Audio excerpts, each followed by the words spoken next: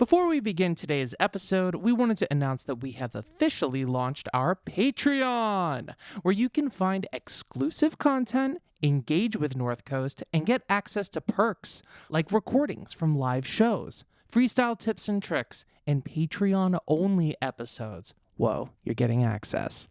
For top-tier patrons, we'll even have pre-order links for live events and virtual freestyle lessons. Sign me up.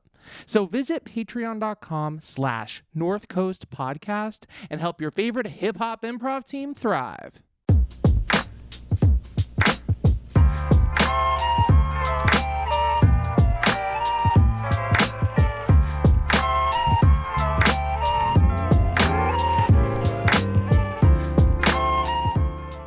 Hello, everybody.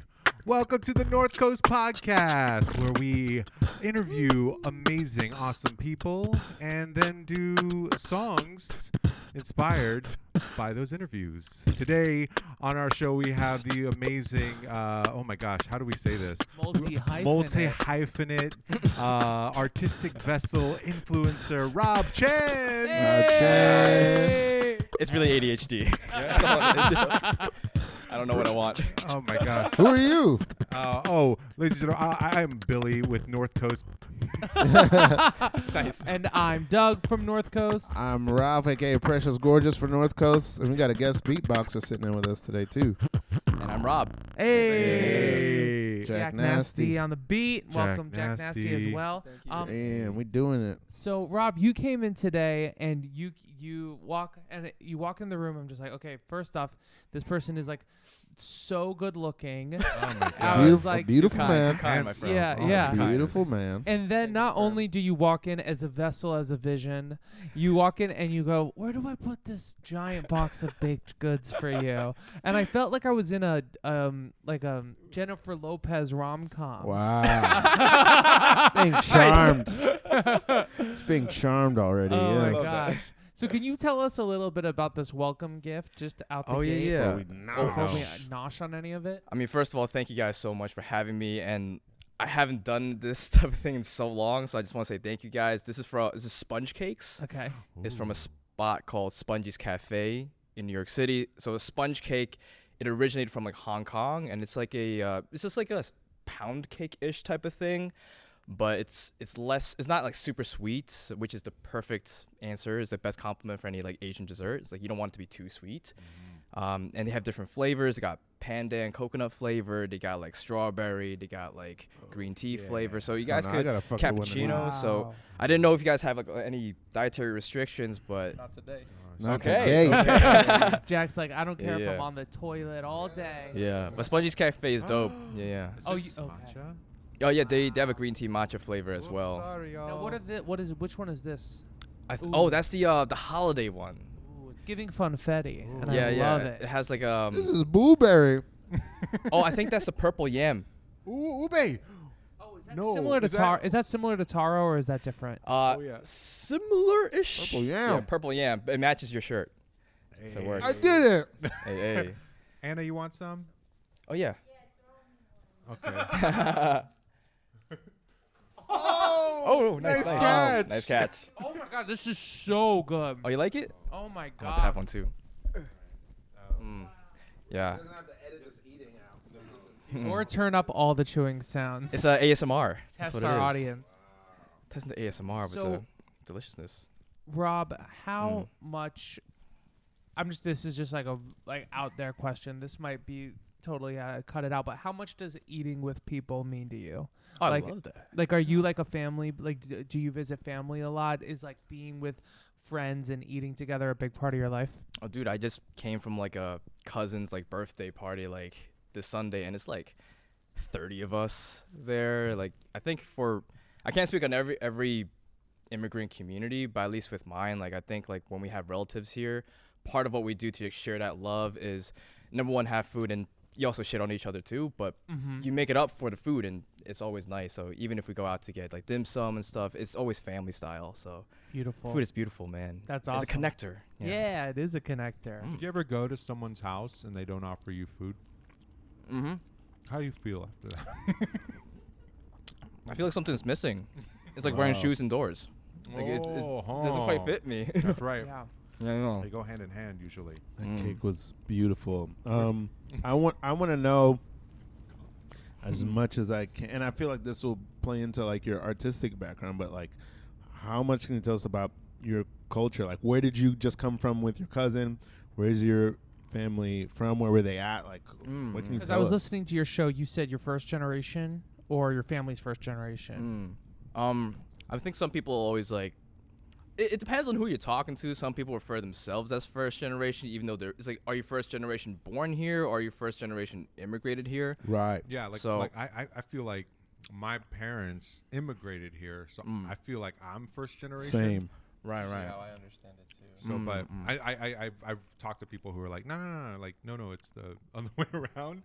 Whatever academic sense we Yeah. want from it. Well, what do you think? I think, I guess what people would say, I mean, I agree with you too. I would say I'm first generation born here. Yeah.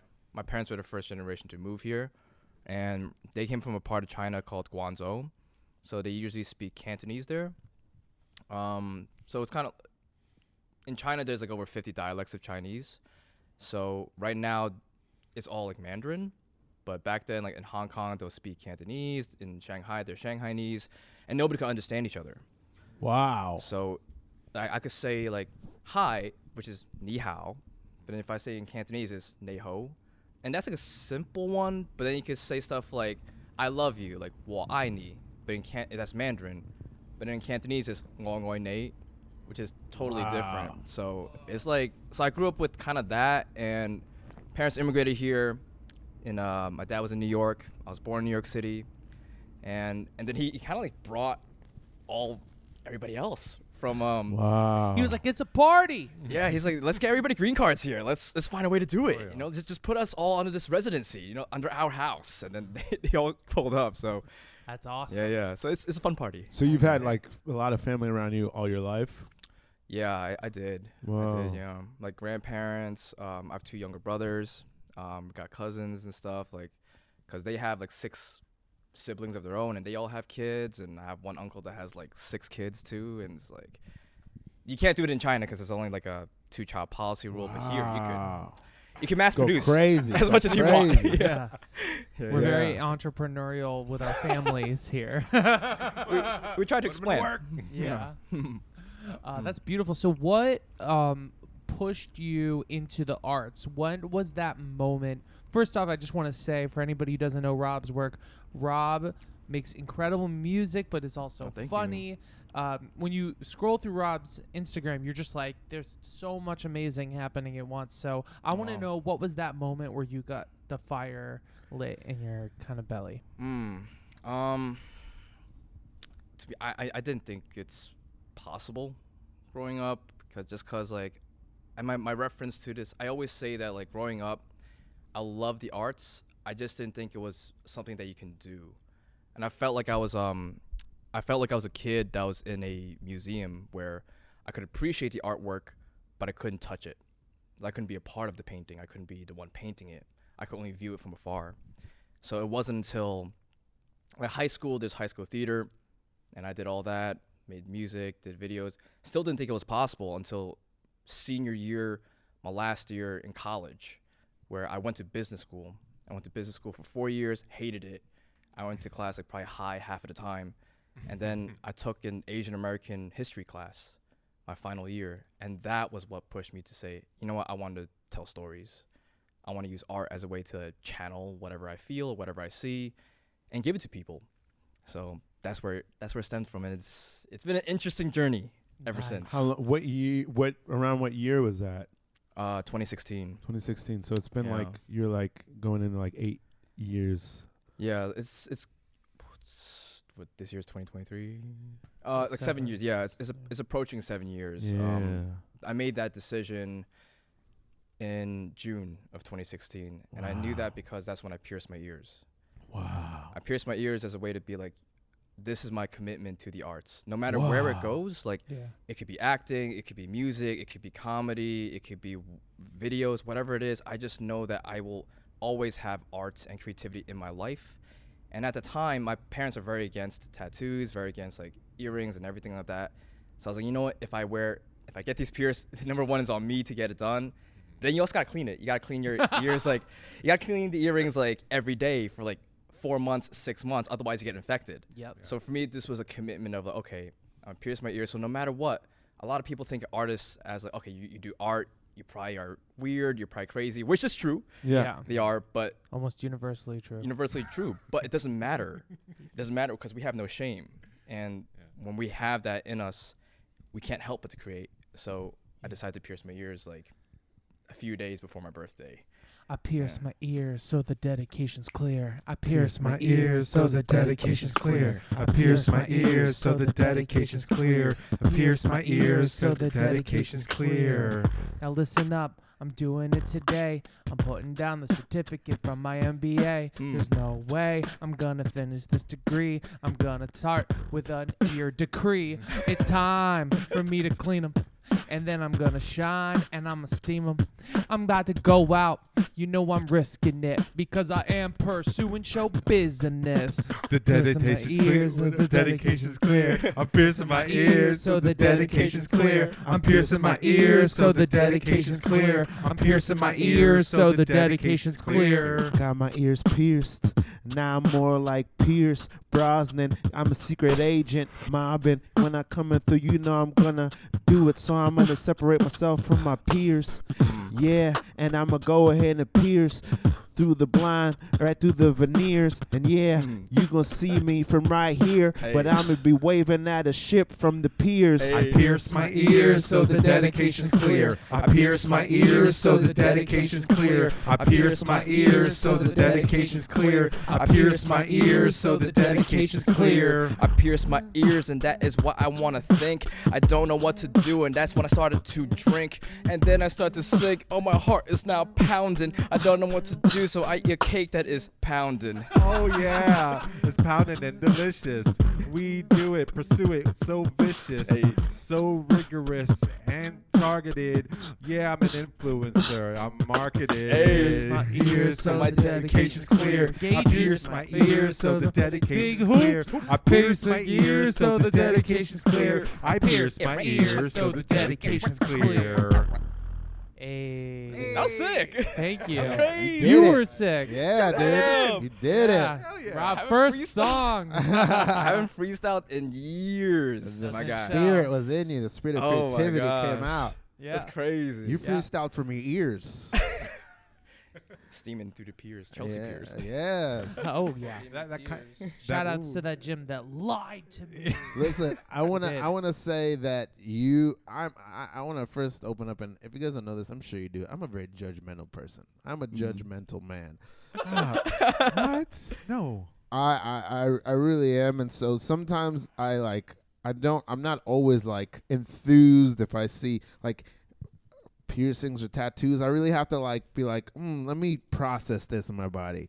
You've just really given me an illustration of how that choice functions in people that it really makes me like, wow. It's like this is what I am. I'm making a dedication. I'm not saying that's what all people's reasoning is, but like that to me is like that I understand. I understand that.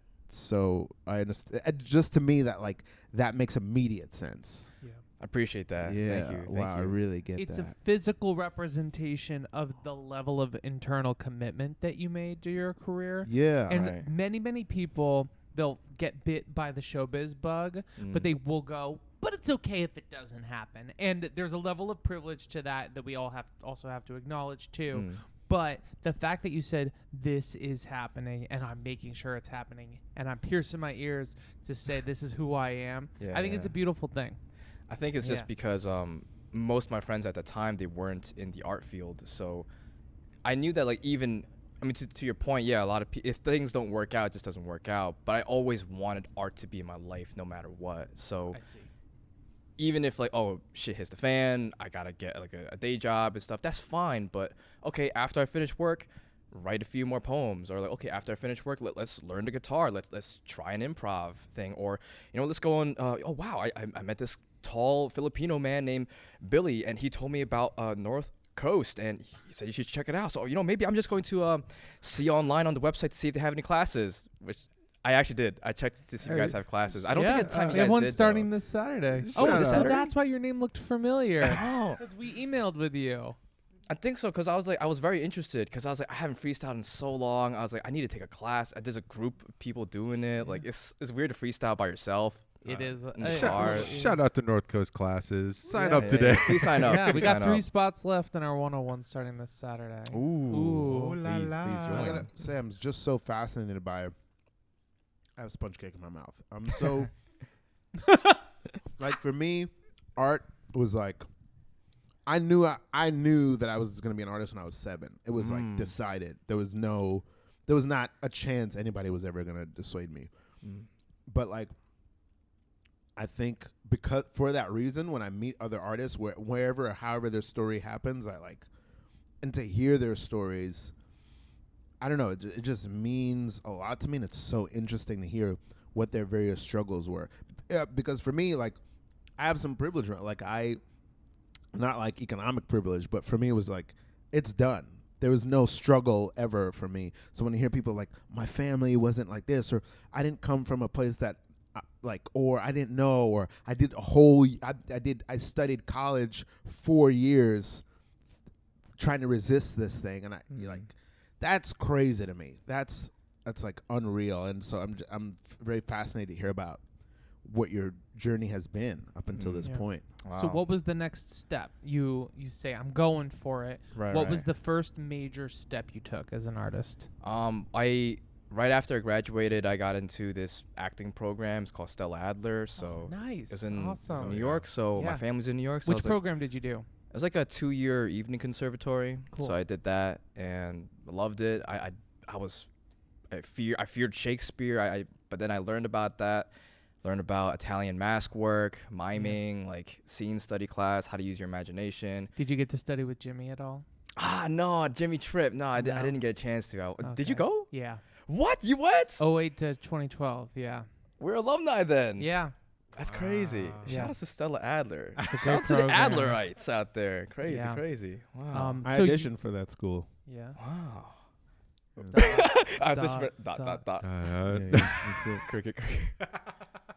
Ralph, you're literally one of the most talented people I've ever watched on Oh, I got in. Oh, you got it. I got in and I Okay, way decided to not to go. fucking bait and hook us. Swerve. Sorry. I don't know why. I just wanted to be part of the group. Auditioned for that school and I didn't end up going. Okay, clown James Dean. Yeah. I wish I went, but I didn't. I was a contender. I was a contender. and then I went Did you away. end up just like making music or doing comedy afterwards? It was for grad school, and it just ended up not going to grad school. Oh, was it NYU or something? Like It was, no, I think I just auditioned directly for it. Stella Adler. the conservatory, Yeah, right? yeah. I just ended up not doing it, but Oh wow. And wait, and Douglas, you said 2008 to 2012? Yeah, I So did it you through went NYU. Oh, to NYU. Wow, Yeah. wow. Yeah, we have a lot of NYU kids coming in there. Yeah. Which is Yeah. awesome. It's a packed. I was in the old location too. And West 27th? Yeah. Yeah, I was there too. Okay. Cuz now they moved to Some FIDI, I huge- think. Oh, is it FIDI now? I think it's FIDI. It's much bigger. It looks like a startup office now. There's like a lot of white Okay. space over there, so I Wow. now I want to ask you this. This is something I've been thinking about a lot lately. think. When you describe to people where you went to school, do you say you went to acting school, or would it be appropriate for you to say you went to art school? Neither. I would say I went to business school Boom. Whoa. because that's where I got my degree from. Okay. I spent 4 years That's there. wild. But what Yeah. about Stella Adler? So you would say for you, I have a business degree. My education, even though that's not what I do, my education is business. So it's more like if people would say, "Hey, like where'd you go to school or where'd you graduate from?" I would say I went to Northeastern. I went to a business school. It's up in Boston. Northeastern, and, that's no small deal. That's a big deal. Northeastern. That was it Yeah. was fun times there though. Yeah. Yeah, but then if they asked me, "Hey, where'd you get your training?" I would say, "Oh, I got my training at Stella Adler. Took a few improv classes, but it was mainly Stella Adler, and then whatever life takes you with auditions and stuff." So. Nice. Yeah. I think you learn a lot more doing the work than like just being in the classroom, though. Right. I think, yeah. And it's also you don't actually know how a scene is hitting in front of your classmates. Go No. perform that same scene for a room of randos, Right. and you'll know if it's working. Because the Right. people who love you in your class, they'll be like, "Oh, you really Amazing. brought Ibsen to So life," good. Yeah. and it's like Ibsen. we're friends. Yeah, You yeah. know? Yeah. And Also, really, we're it's doing like, oh, you're Ibsen. indicating. Yeah. You're indicating a lot. You were showing a little bit too much, my guy. A lot of eyebrow acting right there. Oh yeah, for Ah. sure. Right. Yeah. A lot of theater acting for the camera too coming out Yeah, on yeah. that of that institution. You You guys guys be are careful. describing my whole style. What's happening here? We love theater though. yeah. You know, I mean, it's all good. It's whatever works is kind of what I was getting at. It's like it's good to get out of the classroom. Yeah. Yeah. I think because no matter what conservatory you go to, it's kind of like a dojo, and like ultimately you want to learn all these different styles. You want to learn crane style, you want to learn like mantis style, but then you want to learn like the drunken style too. You want to learn Yeah. monkey style. You want to know all that. Like outside why the stick to just textbooks. one form? Yeah. Wow. So that's kind of like your journey through kind of performance and acting, but how, I mean, even the way you carry yourself is like there's a lot of musicality about you. Oh. I don't know what it is. I don't know how else to describe it. But the way you speak, the way Kinda you like a carry relaxed yourself. swagger. Yeah. Soulful. Really? And so where I'm interested to know, like, how did you start getting into music? Where did that kind of play its way into your being, into your soul? Wow. That's the first time somebody said that. Oh, you kind of carry yourself musically. I mean, Huh. one like that. observation. I like that though. I would say that it started with I didn't take any like singing lessons or anything, but my mom, she would like, when I was like 1 year old, she would like sing to me Sound of Music or like A Whole New World, like those movies. And so I started singing because of that. And then like Asian parents, they said, okay, you're going to take piano lessons.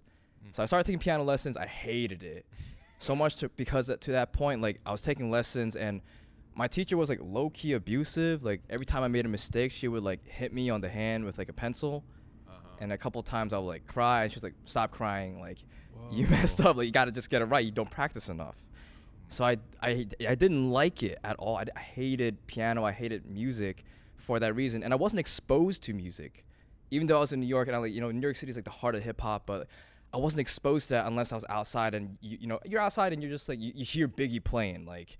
Doo doo doo doo doo doo doo doo. And then you're like, you hear it, but my parents didn't grow up with that. Like, that's why, hey, do you know Bruce Springsteen? I'll be like, no, who's this person? Like, my grandma was blasting like Chinese Beijing opera in the house. It was like, and like the radio wasn't American radio. It was the Chinese radio. It's AM Yosei Bottling. Shout out to AM Yosei Bottling, which is 1480 AM. If you ever tune to that channel, 1480, like 1480 AM. yeah. Oh If you my know- it's you all know Chinese. God. Yeah. So that's all I knew. So then I was taking these piano lessons and I quit. And then there was this, but then I finally said, okay, before I quit, I'll take one more class with this teacher. And when I met this teacher, this piano teacher, I said, look, I don't like piano. Every other teacher I had sucked. Like, it was abusive. Like, I don't want to play Mozart or Beethoven. And he says, okay. Do you want to learn how to make music? I said, what do you mean? He's like, do you know about music theory? And then I was like, I would love to learn. So he told me just basic music theory. Like, okay, the C would then go to the G will go to the D, like major chord, minor chord. This is how you do chord progressions. And then after that, I went to, I started going on YouTube and I started seeing piano covers. That's like in like 2006, 2007. So piano covers were just like covers in general were just starting out. Yeah. And I was like, I want to do that. So instead of like learning all the classical music, I would train myself to listen to what I heard on the radio, pop music, and then I'll try to play it on piano.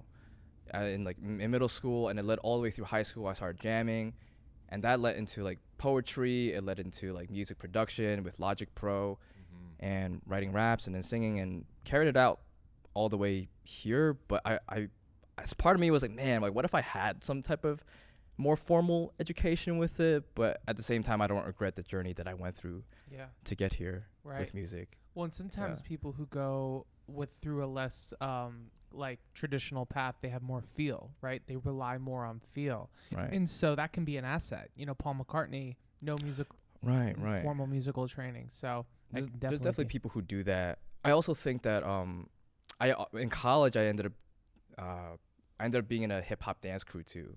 Nice. Nice. So that also a lot of like rhythm, and I was also part of believe it or not, a Filipino like student group actually, and like I'm not Filipino, but like they were so welcoming. They were called Barkada, which means family, and they had these. They would do traditional dances too. Yeah, the tinikling. Yes, they had all bamboo? that. Yep, they do all that. So it's pretty much like they have like the bamboo sticks, and they're like clack clack, clack, clack, and you have to like hop over the bamboo.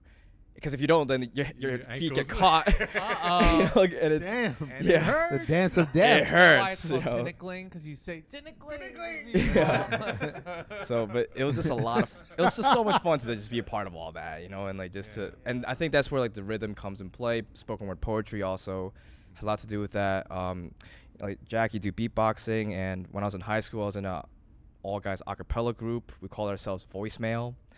Yes. So yeah. So I Wow. just learned that. Y'all are both in acapella groups. You're in an acapella group too? Yeah, currently I am. Oh, currently, right now. Which one? Yeah, I'm in NYU Mass Transit. Oh, sick. Thanks, Thanks, Do you have a show coming up? We have one on campus coming up at the end of the month, yeah.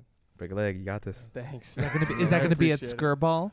No, not at Skirballs. They don't let us perform at Skirball. It's too big. At Unfortunately. Kimmel's rooms? Yeah, I think we have the top floor of Kimmel. Nice. Top floor of Wow. Kimmel. It's this room called Rosenthal, and there's like big windows. Yeah. You could see like up. You can see looking uptown. Nice. I paid my Nerd. dues in that stage. I did yeah. improv on that stage. Right. Yeah. Shout outs to Pasadena Golf Club, my improv club at NYU that still exists. Yeah, I didn't realize that when you guys were Did you talking see? about the acting training school, that was part of NYU. I didn't realize that. NYU's Because got I've like heard of it. 1,000 parts. Yeah, to it. there's so much to NYU. They're an empire. Yeah.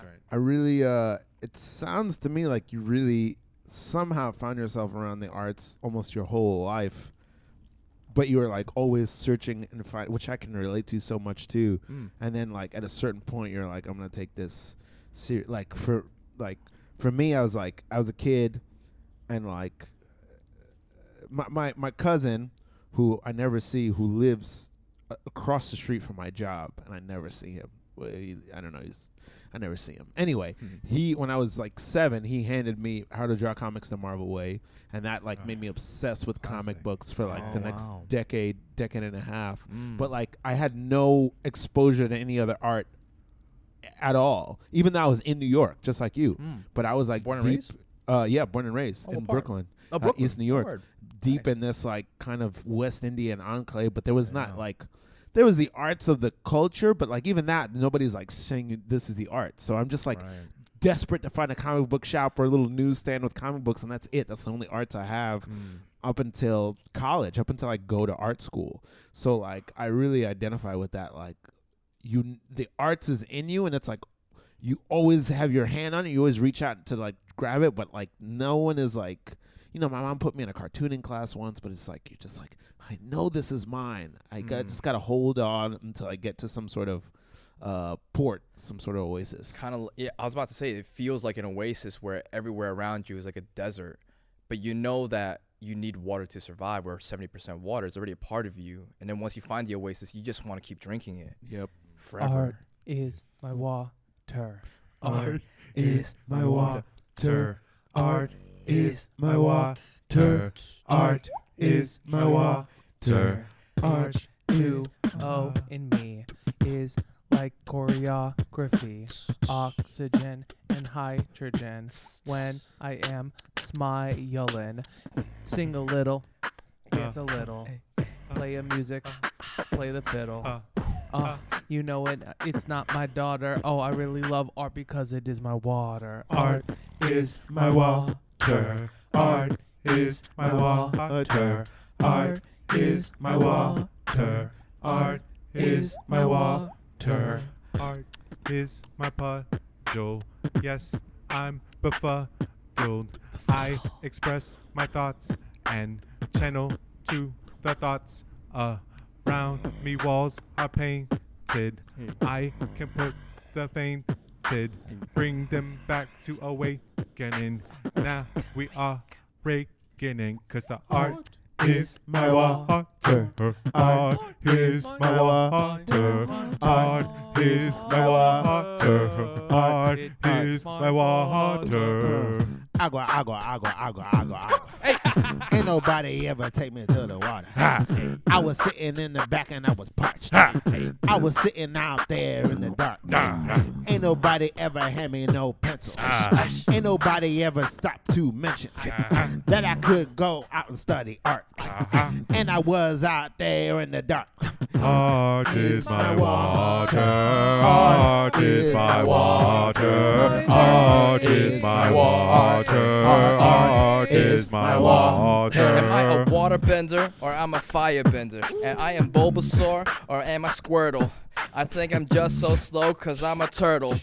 Man, I just gotta climb over these hurdles. And man, H2O, Optimo. And I don't know, but hocus pocus, this is no. Oh my god, I just stubbed my damn toe. And I was bleeding, just like water. Art is my water. Art is my water. I am filled with water. Hey. Wow. That was so Flowed. artsy. A Gregorian chant. My The God. podcast. Fugue, boy. Water, my friend, be water. What do Right. you have to say to people who are from where you're from or from a culture similar to yours or a culture very different from yours, but still like they're young or they're older and they're like there's a big chasm between them and their art or them and whatever their art is. What do you say to those people when you run across them? I'll say, I mean, it depends on where they're at with their art, but I always say no matter where you are in your level of art, whether you do it professionally, amateurly, or you want to dip your toes in the water, it's important that you always tap into it, like connect with it. It's like a friend. Like if you don't talk to your friend long enough, it's going to go distant, and at some point you forget who that friend is. And your friends are always going to be there for you, and art has always been there for me. So it's helped me through dark times. It's helped me through breakups. It's helped me through depression, anxiety. Like music has always been there, expressing through poetry. Hearing other people do art inspires me. So no matter what it is, like even if you have a full-time job, just connect with it in some form, whether you are attending it, you're participating in it, or you're creating it. Because I think it'll just make your life so much happier. Speaking of that, I know I messaged you about this, but can you talk a little bit about Leng Zai? Because the song, I don't know if y'all heard it yet. It's so good. Oh, thank you. It was like sitting like rent free in my brain. Like after we did the show, I was listening to it. I was like, oh, okay, it's added to my playlist. Oh wow, it's so good. Oh, thank you. Yeah, what's the story behind it? Well, before I get into that, I do want to say like how we met, how Billy and I met, how I'm even here in this space right now in this podcast is because of Billy, because we met at this Asian American sketch comedy team, this group, and we had a show, Model Majority. Model Majority. Shout out Veronica. Shout out Veronica was good. They have another show coming up soon for API Heritage Month. Check that out. So we Is there met a handle that they can peep? Model Majority. Model Majority Comedy, NYC. Cool. I believe. Folks can find it from that. Sorry, Veronica. I wish I knew it. We'll put it in the liner notes. Yes. Exactly. And Billy crushed it. You crushed it. Billy killed it. You son of a. I think what it was that like, profiteroles at each other. I think what it was like there's that one dude who came up to us afterwards and was like, "Hey, you both were great." No. Oh, I cannot say that. Yeah. It was hilarious. Yeah, no, Marcus knows. Did he say an epithet immediately after? Why? No, he was like, it was the three of us standing there, and he was like, I loved you too, specifically. Oh, God. And I don't know if he saw, He our probably didn't boy see there, but Marcus, yeah, because he was funny. He was so funny. Yeah. Oh my Yeah, God. you don't need that negativity. Yeah, shout out to Marcus. Exactly. Shout out to Funny Marcus. as hell. But I performed my song. It's like a Cantonese rap song at the show, and Billy, you heard it. Crushed so it. Yeah. It was my first. I usually, if I write music, it's usually in English. Like at this point, it is my primary language. It's not my primal language, but it is my primary language I use now.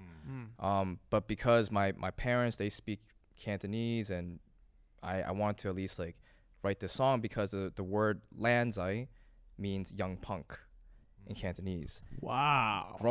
But Cantonese is tricky because if I say Leng Zai, that means handsome young man. You say Leng Zai, that means you're a young punk, like you punk ass kid. Wow. So growing up, I would always hear that word. Leng Zai, you do this, Leng Zai, like you young punk, you always just messing around. Like it's us and the brothers, we're breaking stuff. We're like smearing boogers on the walls, like all that. So I got called out a lot. And when I was trying to pursue arts and just acting and music, I did get some resistance from my parents, but I got a lot more backlash from my parents' friends, their colleagues, their relatives. Like my aunt would be like, what are you doing with your life? You got a college degree. Like, this makes no sense. Your parents like worked so hard for you to get to this point. Like, why would you throw this all away? So I wanted to write a Cantonese speaking song in the first verse in their perspective. Like, hey, like this is, hey, like, and it's like, hey, like in the verse, if I translate it, it's like, hey, look, I know your mom ever since they were young. They grew up not having much money. That's why they're always up early. That's why they're still frugal to this day. You probably don't even understand that I speak Cantonese right now. So that's like their first verse. And then the second verse is my like answer to them, saying like, hey, look, I know I need to study harder. I know I need to get a job and like make more money. But know that what I'm doing, like, I'm writing this letter to you because I hope that one day I can make you proud. So that's kind of damn. Yeah. Wow.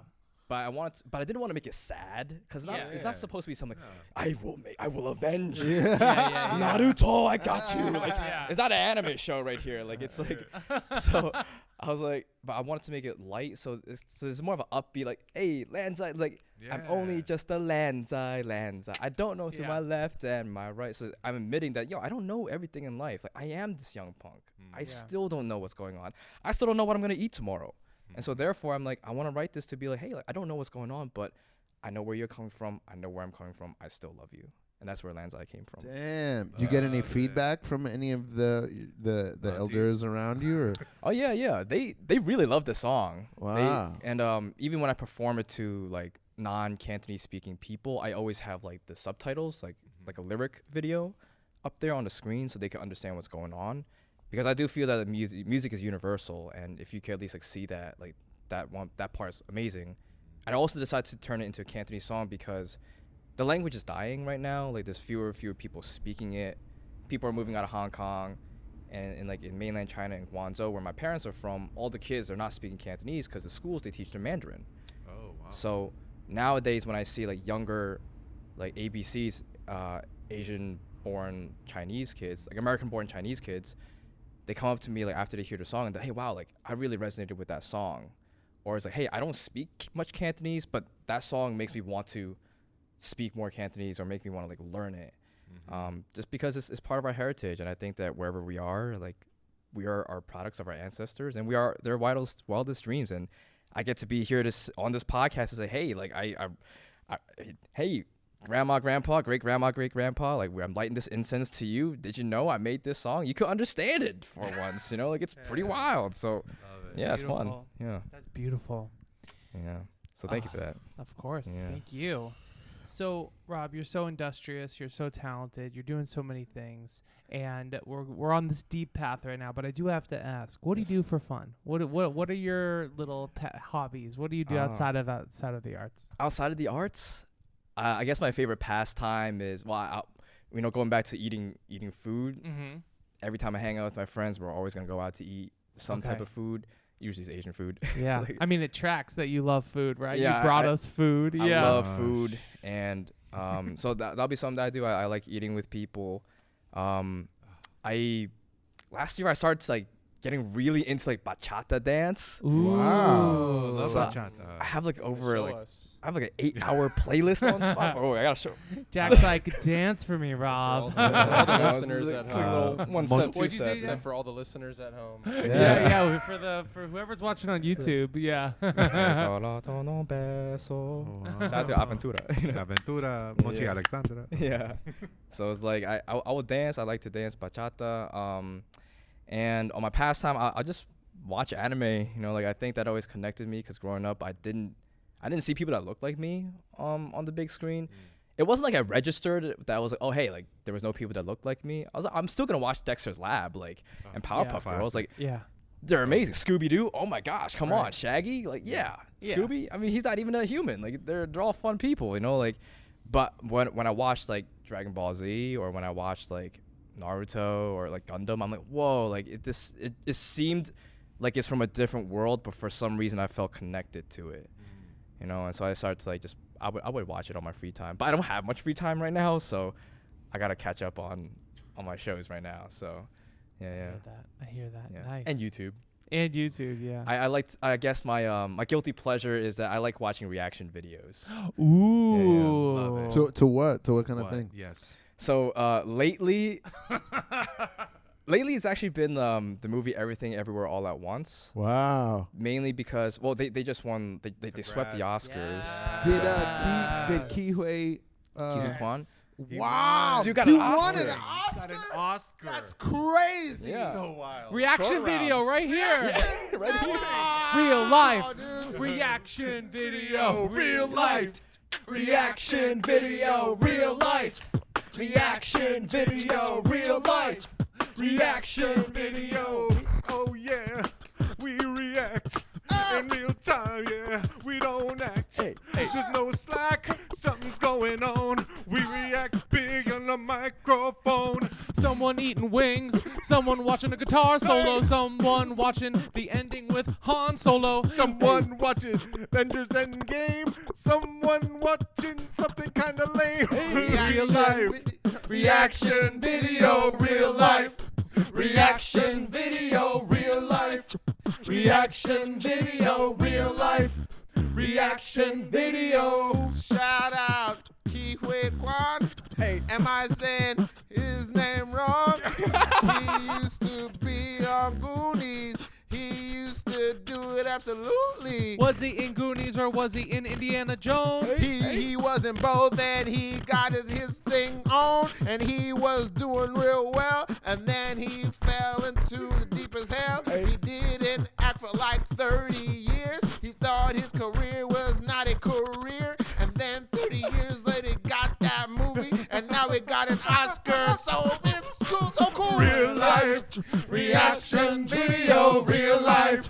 Reaction video, real life. I'm freaking out. Reaction video, real life. Rob Reaction Chen. video. YouTube was my ish, and I think I love this. But I know you smell like armpits, 'cause I haven't showered in a minute. It's okay, I like to do a bunch of covers all day, and if I want to do it, I will do it by eating some sundae. Every day is sweet like milk and honey. Real life. Reaction video, real life. Reaction Like and video, subscribe. real life.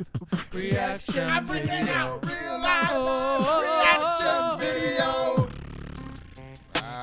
Hey, thank you so much for joining us on the North Coast Podcast. Rob Chen, everybody. Thank you Shout guys out for Jack having me. Nasty. Oh, yeah, shout out to special guest beatboxer, Jack Nasty. That's crazy, bro. Check out Jack Nasty on Instagram. Is your handle Jack Nasty? It's I'm Jack Nasty. No punctuation, no nothing. Just the letter I, the letter M, then Jack Nasty. Fabulous. And how do people find you, Rob Chen? You can find me on TikTok and Instagram at Rob Chen here. Rob Chen here. Fantastic. Thank you so much for joining us today. Well, thank you guys. You guys are amazing. Hell yeah. If you enjoyed the podcast, please throw us a rate and review on Apple Podcasts and follow us on Instagram at North Coast NYC and join our mailing list on northcoastnyc.com. And also, be sure to also sign up for the classes as well. There's only 3 spots left. Yes. Cop it before I do. Oh, Yes. That's what you I'm saying. heard it. You heard it there. All right. See ya. Hey. That was crazy. That was fun.